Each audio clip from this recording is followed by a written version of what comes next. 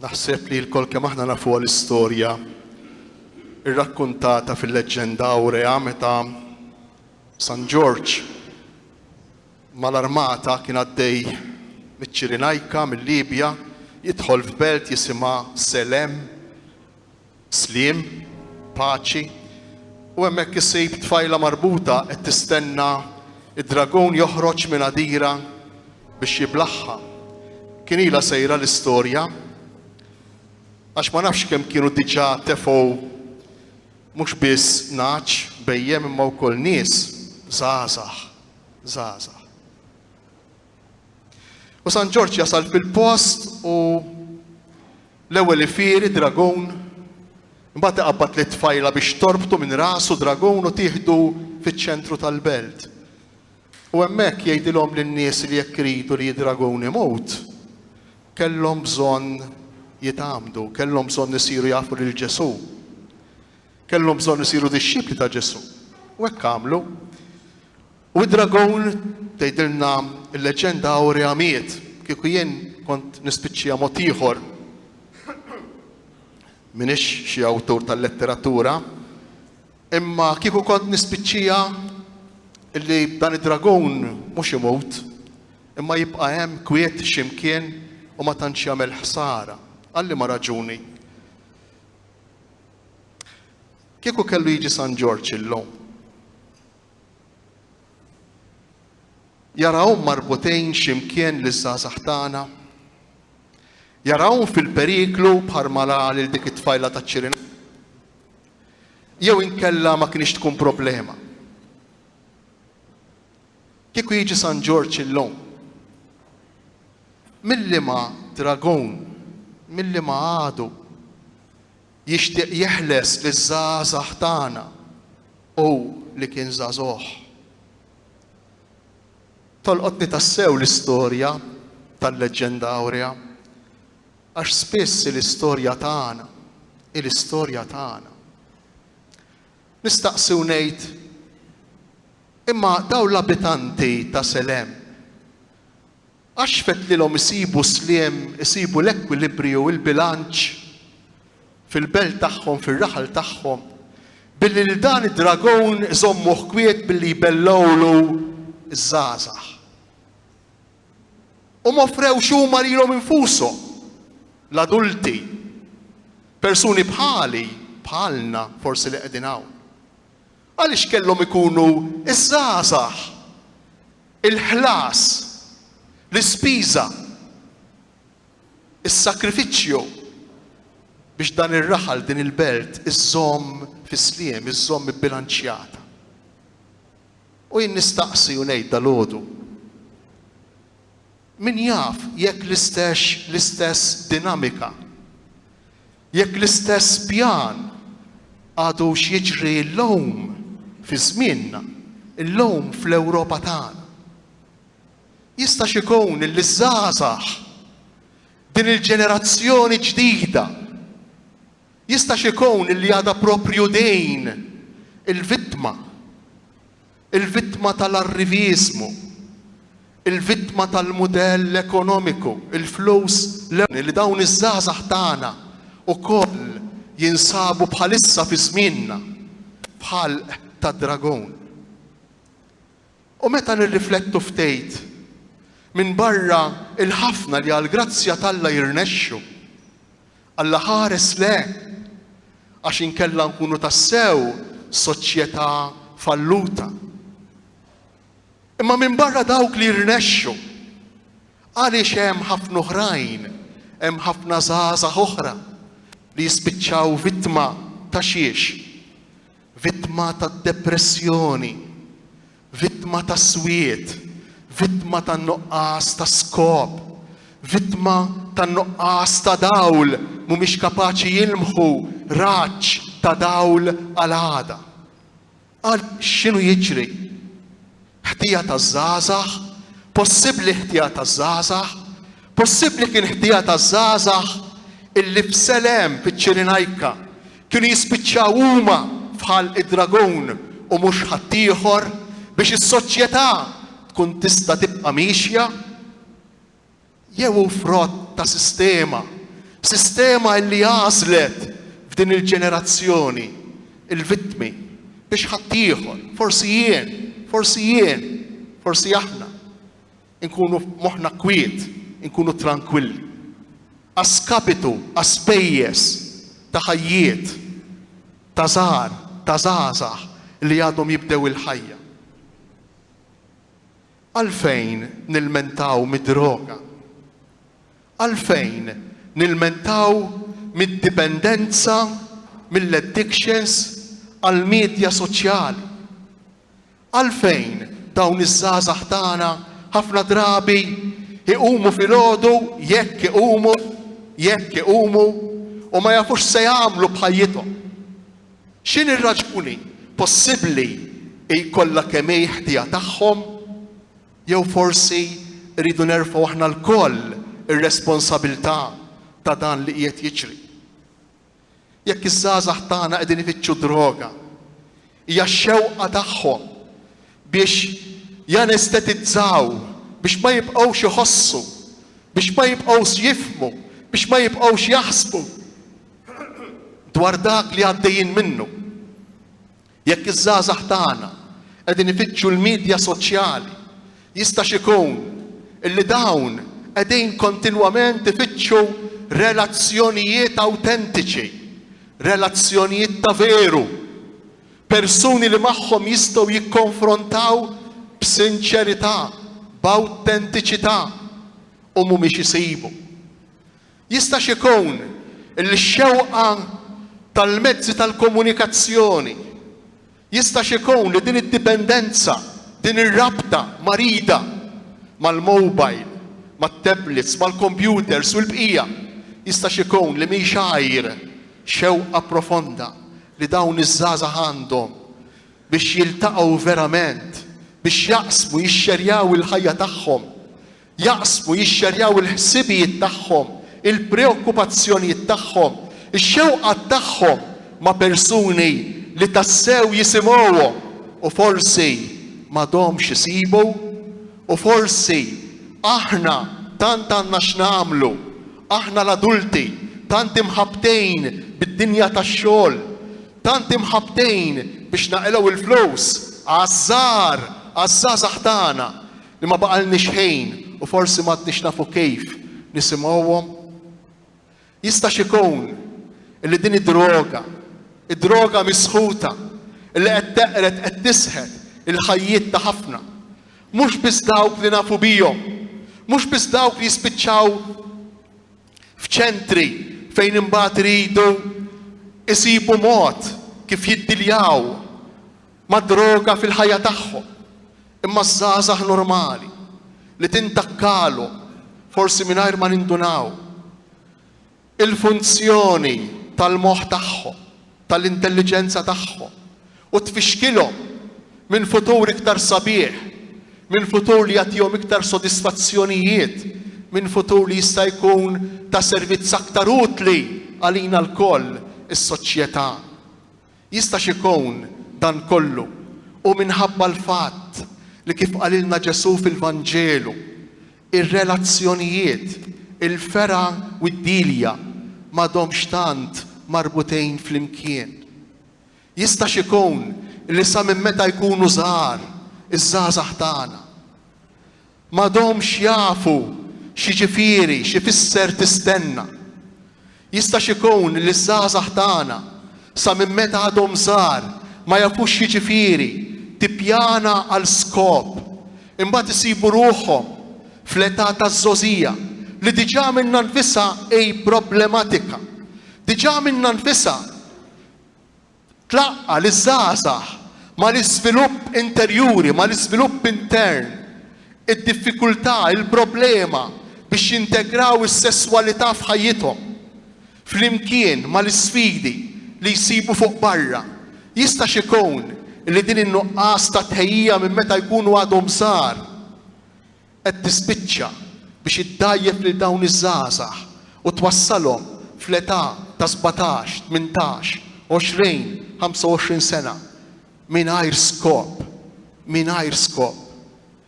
Jistax ikun ukoll li biex inkunu sew aħna biex bwietna jkunu mimlija.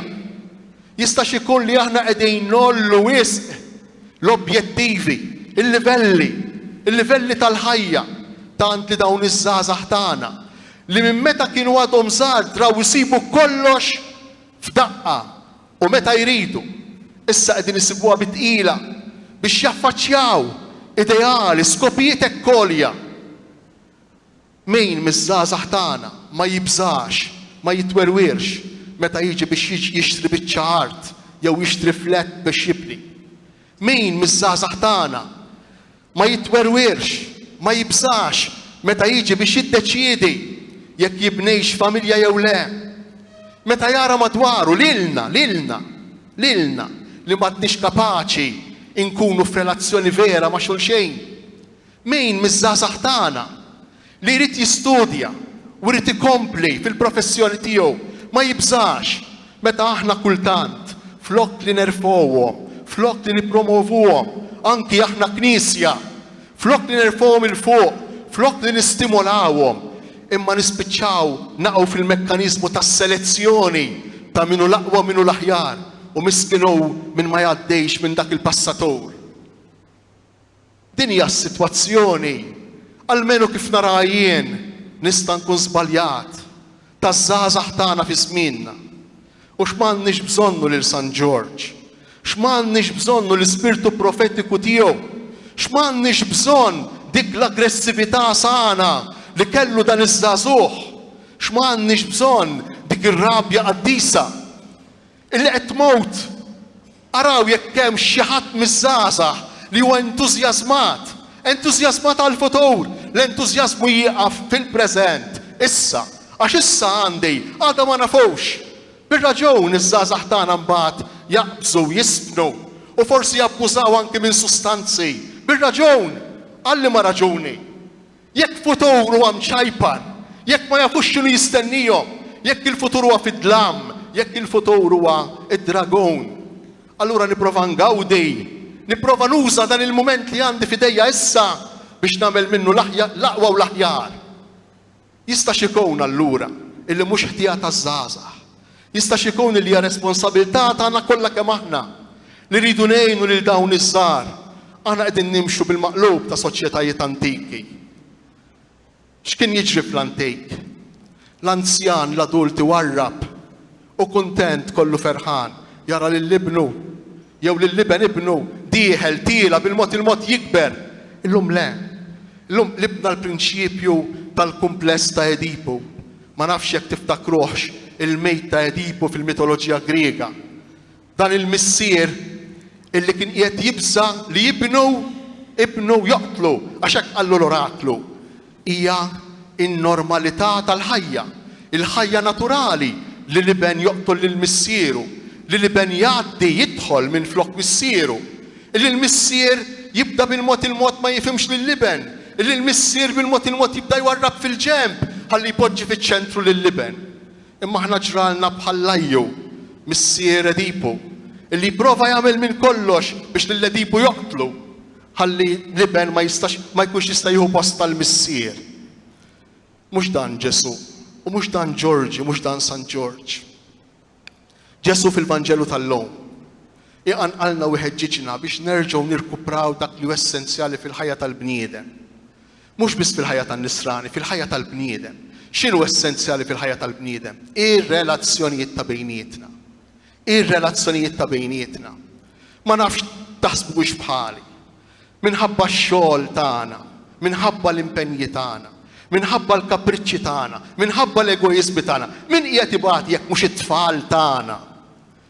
Il-pressjoni li għandna fuqna aħna, minħabba s-soċjetà kif inhi, fuq min qiegħed jerfa'ha, fuq min qiegħda tisposta ruħha, fuq il-faxxa l-iktar dgħajfa li huma il-tfal tagħna. Għaliex? L-anzjani għandna bżonnu, għax l-anzjani jirrendu.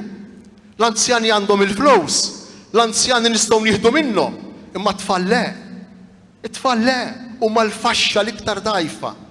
U allura jien kif nista' nippretendi li niddialoga nirraġuna ma' żagħżugħ meta fit-tfulija tiegħu meta kien għadu żgħir jinqatt ma ħarist lejn wiċċu. Jien qatt ma qatt miegħu nisimgħu nkellmu għax dejjem kelli x'nagħmel, għax dejjem kont impenjat jew impenjata, għax dejjem kelli elf ħaġa oħra x'nagħmel għalija u għall-familja minn għalija għall-familja. Fil-Vanġelu tal-lum Ġesu qalilna jekk il-fera ma tibqax inwaħla mat-zokk ma jistax ikun hemm frott. Jekk il-fera ma tibqax inwaħla mat-zokk ma jistax ikun hemm frott. Dan il-mudell tal-ħolqien Alla li ħalaqna u aħna ngħixu bih u jekk ma nibqgħux f'komunjoni miegħu f'komunikazzjoni miegħu aħna se nsibu ruħna f'ħalq id-dragon mingħajr problemi ta' xejn jiblana u naqgħu fid-dlam. Dan il-mudell tal-ħolqien, dan il-mudell tar-redenzjoni, il-mudell tas-salvazzjoni, Ġesu li ġie f'nofsna biex jagħti lilu nnifsu, biex ikun magħna, Alla magħna, li jitkellem magħna. U tant daħal fin-natura tagħna, tant daħal fid-djufija saħansitra tagħna illi ħalla lilu nnifsu jiġi meqrut mill-istess kapriċċi, mill-istess aggressività tagħna. Jekk dawn il-modelli, il-modell li huwa ir-rappreżentant tant tajjeb fil-Vanġelu tal-lum, kapitlu 15 tal-Vanġelu ta' San Ġwan. Jekk dawn il-modelli nwarbuhom fil-ġem, allura se tkun diffiċli ħafna, mhux biss il-ħajja taż-żgħażagħ, imma anki l-ħajja tagħna. Intom tafu x'jiġri. Meta tifel jew żagħżugħ tabbandunah meta għandu bżonnok, ħanuża kelma forsi mhix posta, ma jpattilek meta jikber. Ipattilek meta jikber. Iż-żmien li int m'għamilx miegħu meta kien żgħir. Issibu jiġru warajk, tispiċċa tiġri warajh u tara fejn hu u tfittxu u tara kif inhu u tipprova tirkupra dak li tlift meta kien żgħir. Ma rridx nagħmel prinċipju għal kull każ. M'iniex niġġudika il-każijiet partikulari. Għax kull każ li tiġi meqjus u kull storja trid tiġi studjata fiha nfisha. Imma jiena naħseb li ma rridux biss biex nifhmu kollha kemm aħna. Li jekk jiġri meta aħna nittraskuraw, meta aħna nabbandunaw, meta aħna npoġġu qabel it-tfal tagħna, il-proġetti tagħna, il-pjanijiet tagħna, l-egoizmi tagħna ħafna drabi taħt l-iskuża li huma kollha kemm huma għalihom. Jiena naħseb illi l-unika triq ta' salvazzjoni, l-uniku mod ta' kif dan id-dragon nistgħu nżommuh ferut u mans huwa dak li jagħmel San George f'din il-belt ta' Selem. Il-konverżjoni tagħna, ir-ritorn tagħna lejn il-persuna ta' Ġesu. Ir-ritorn tagħna lejn Alla. Meta poplu, meta raħal, meta belt, titbiet mill-lajn tal-ħajja tagħha, imbagħad il-konsegwenzi m'għandniex għalfejn nistaġbu bihom assolutament. Meta poplu, meta belt, jabbanduna s-sors tal-enerġija tiegħu, tagħti kemm tagħti, għandek kemm għandek potenzjal, fl-aħħar mill-aħħar anki jien nispiċċaw mingħajr enerġija, mingħajr forza. Nixtieq verament illum niskopru aħna l-koll kemm aħna l-adulti l-ispirtu ta' Ġorġi ġewwa fina. Dan l-ispirtu ta' entużjażmu, dan l-ispirtu ta' kuraġġ, dan l-ispirtu ta' qawwa, din l-aggressività sana, din ir-rabja qaddisa li tgħinna nqumu biex ma nħallux iktar li żgħażagħ tagħna jaqgħu fid-dlam tad-depressjoni, jaqgħu saħansitra fid-dlam tan-nuqqas ta' dawl u ta' għarfien tal-għada, tant illi kultant ikellhom jispiċċaw biex jagħmlu dak li qatt ma ridu jagħmlu, imma dak li jagħmlu huwa messaġġ qawwi għalina. Jalla ma nidrawx aħna l-koll. Jalla ma nidrawx aħna l-koll. Nagħlqu għajnejna jew inħallu malajr jidħol minn widna u joħroġ mill-oħra. Id-disgrazzji li jiġru liż-żgħażagħ tagħna. Għax hawn żgħażagħ illi verament iridu jeħilsu mid-dragon, imma hawn oħrajn illi tant qatgħu qalbhom, li tant sabu dinja li hija kontra tagħhom, illi jażlu li jintefgħu huma f'ħalq id-dragon. U dan hu gwaj kbir għas-soċjetà. Dinja mistħija kbira għal kull wieħed u kull waħda minna. U ħażin għalina, ħażin għalija l-ewwel wieħed. Jekk jien ngħid għax il-gvern, jekk jien ngħid għax il-Knisja, jekk jien ngħid għax ommu missieru, jekk jien ngħid għax dawk il-familja ta' dak jew ta' dik, ħażin għalija, ħażin għalina. Jekk aħna nwarbu r-responsabilità tagħna u niskarikawha fuq ħadd ieħor, ma nkunux nagħmlu ħlief dak li ngħidulu il-mekkaniżmu tan-naġa sewda, il-mekkaniżmu tal-scapegoat.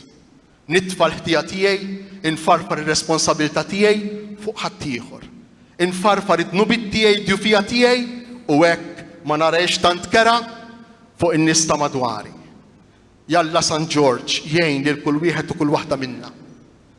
Nieħdu r-responsabilità tagħna. U kif hu qabad dik il-lanza u mar jaffronta lil dak id-dragon biex isalva liż-żgħażagħ, biex isalva lil dik iż-żagħżugħa, biex isalva lil dik il-belt. U hekk dik il-belt baqgħet fi sliem, baqgħet selem, imma sabet ekwilibrju ieħor, sabet bilanċ ieħor li fih ħadd ma jiġi sagrifikat għal ħadd. Jalla aħna wkoll inqumu fuq tagħna. U jekk hemm xi ħadd irid jiġi sagrifikat, aħna Kristjani għandi nkun jien l-ewwel wieħed. Għandek tkun int li temmen f'Ġorġi, għandek tkun int li temmen f'Ġesu li bħalu tkun lest, inkunu lesti li l-imħabba tagħna saħansitra twassalna biex immutu għal ħutna, imma b'mod speċjali immutu għal uliedna, immutu għaż-żgħażagħ tagħna. Ikun infaħħar Ġesu Kristu.